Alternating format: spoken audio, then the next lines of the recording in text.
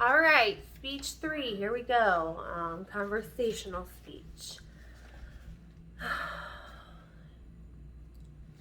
Communication class has been interesting for me.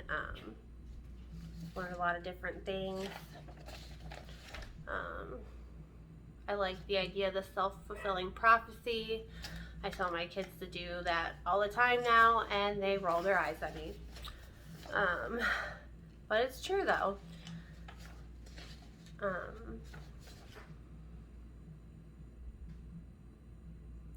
I think one of the other bigger things that I've learned for me is that I need to be more in the moment when I'm talking to people.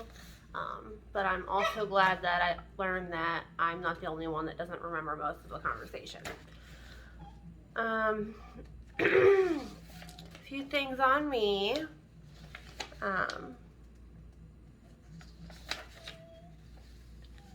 I think my biggest life goal is just to be happy and to do whatever it takes to get there, like practice, mindfulness and seek help if something's wrong. I think the most important life lesson that I've learned is to pick your baby daddy wisely.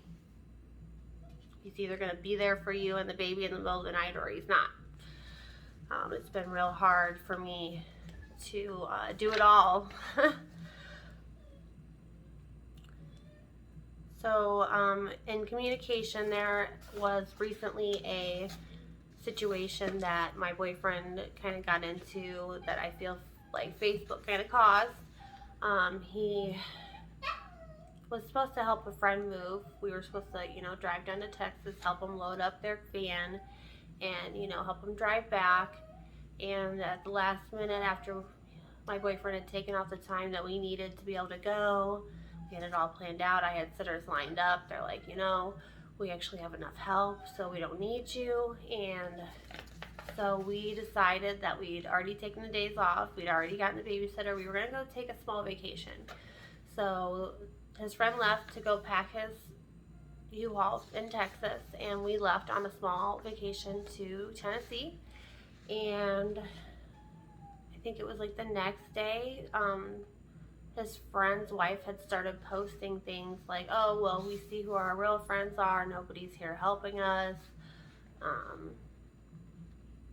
And Sean, my boyfriend, felt like that was a post aimed at him, that he had done something wrong.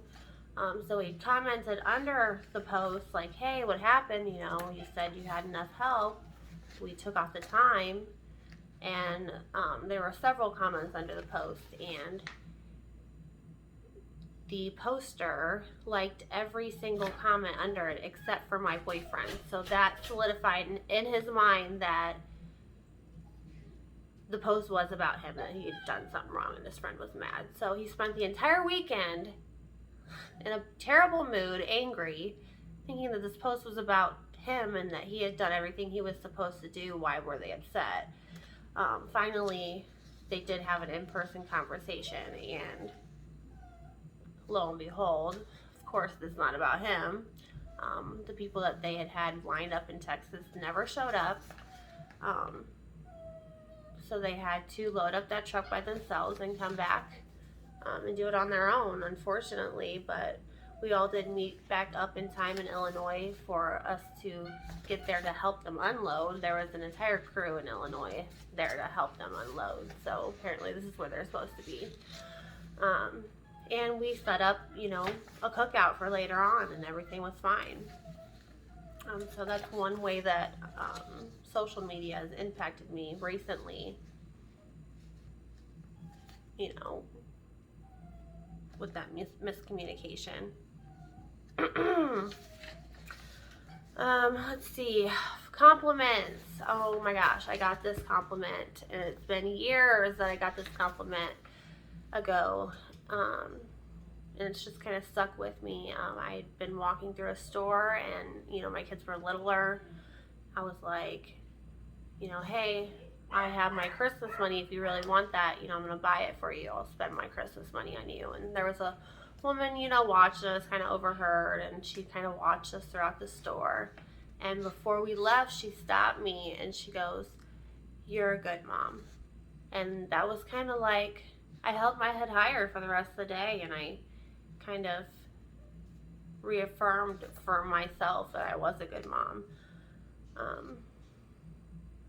I've had situations that were opposite, where I was insulted as a mother, and I had to do things to prove that I was capable of going above and beyond, without going into too much detail there.